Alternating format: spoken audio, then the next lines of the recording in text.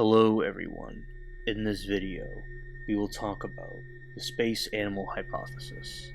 Let's go down the rabbit hole. The space animal hypothesis proposes that reports of flying saucers, or UFOs, might be caused not by technological alien spacecraft or mass hysteria, but rather by animal life forms.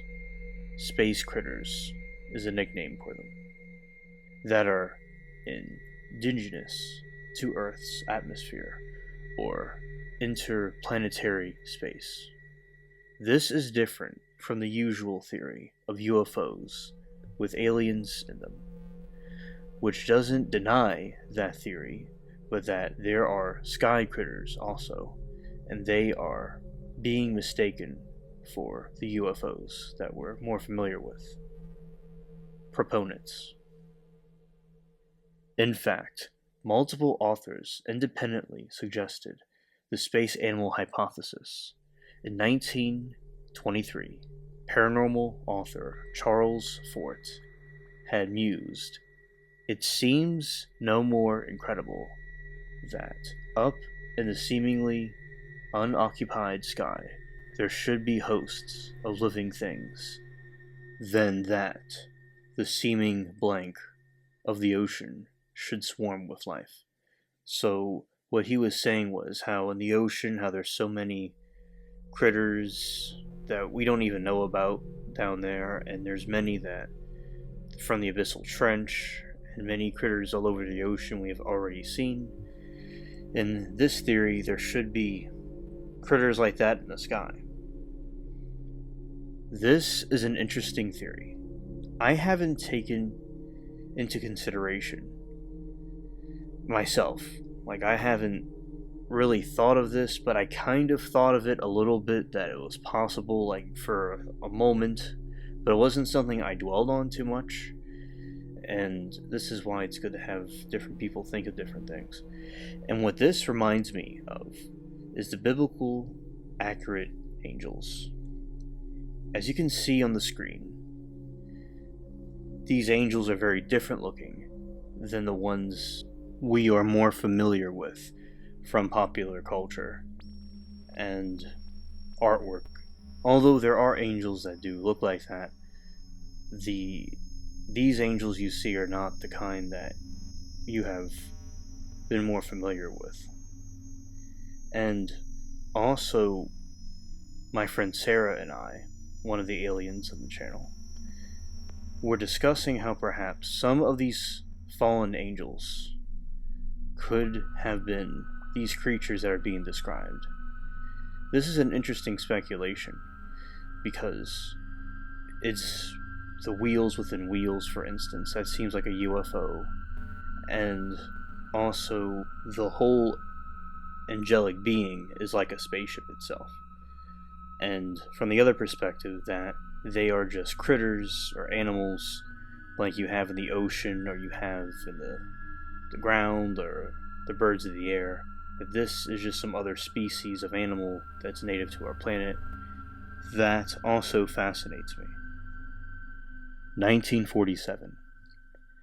During the 1947 flying disc craze, a fan of Fort's writings named John Philip Besor became the first modern proponent of the hypothesis when he authored a letter to the Air Force suggesting that discs might be animals bearing very little likeness to human beings.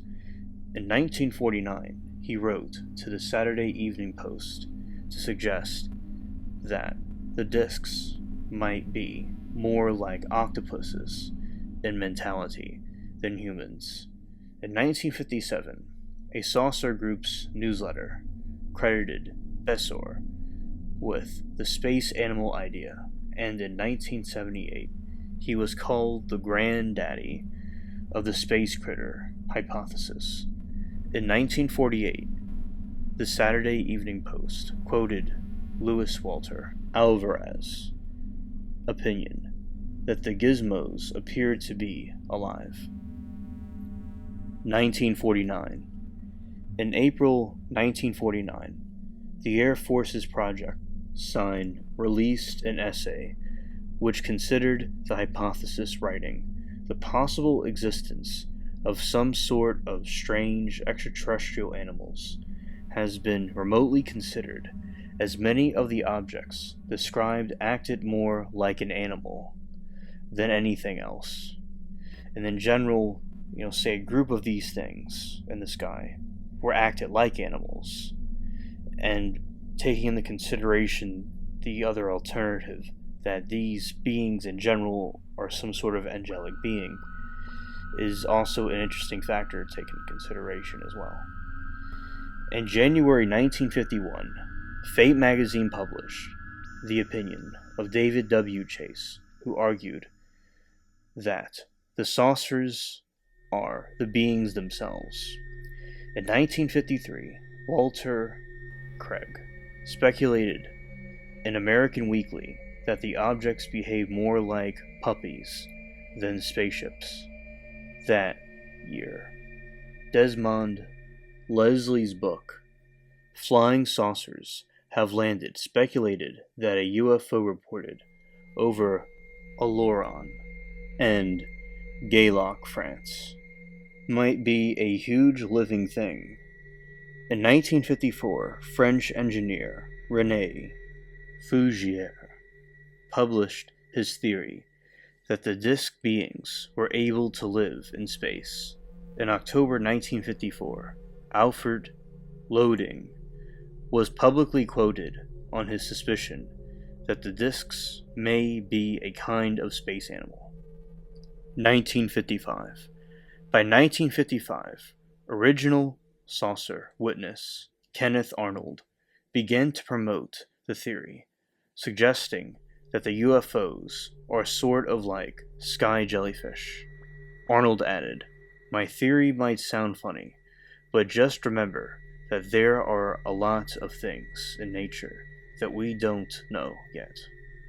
In 1962, he argued the so-called unidentified flying objects that have been seen in our atmosphere are not spaceships from another planet at all, but are groups and masses of living organisms that are as much a part of our atmosphere and space as the life we find in the oceans. Again, this theory that it's something that is way up there that's naturally there, like an ocean fish. More possibilities. In 1955, Austrian occultist Walsiko Saraki argued that the saucers were ionospheric animals. Her writings, in turn, influenced Ivan T. Sanderson, who became the most eminent advocate of the space animal idea. In 1967, Sanderson authored a book on the topic, Uninvited Visitors. A biologist looks at UFOs. Trevor James Constable similarly argued that UFOs were in fact amoeba-like animals inhabiting the sky. An amoeba is a type of cell or unicellular organism with the ability to alter its shape primarily by extending and retracting pseudopods. According to Constable, the creatures could be the size of a coin, or as large as a mile across. Constable authored They Live in the Sky, 1958, and other books about his theory. In later decades, Constable invoked these beings to explain supposed cattle mutilations. Crop circle connection. So the UFOs themselves could be a type of organism, and regarding the crop circles, if it is an animal or aliens in spaceships, or both, perhaps they use them to communicate with each other and us. Fiction. Author Conan Doyle's 1913 short, The Horror of the Heights, featured an aviator breaking an latitude record who discovered an air jungle full of translucent animals resembling jellyfish and snakes. In September 1936, Raymond Z. Gallum's short story, A Beast of the Void, envisioned creatures capable of interstellar travel. Star Trek explored the concept of space animals in episodes like The Immunity Syndrome, 1968, and Galaxy's Child, 1991. Recently, in Jordan Peele's 2022 movie, Nope, featured a UFO that is revealed to be an animal. Peele and his team collaborated with marine biologists to design an undiscovered aerial predator with anatomical and locomotive elements inspired by jellyfish, octopus, and other marine lifeforms. That concludes this video about this theory, about the UFOs being animals of some sort in the sky, that the UFOs themselves are some sort of organism. And of course I do, in conjunction, believe still in the aliens in a spaceship, but this also could be a factor as well. And I would like to know y'all's thoughts below in the comments section. And thank you for watching this far in, and hope all of you have a great day.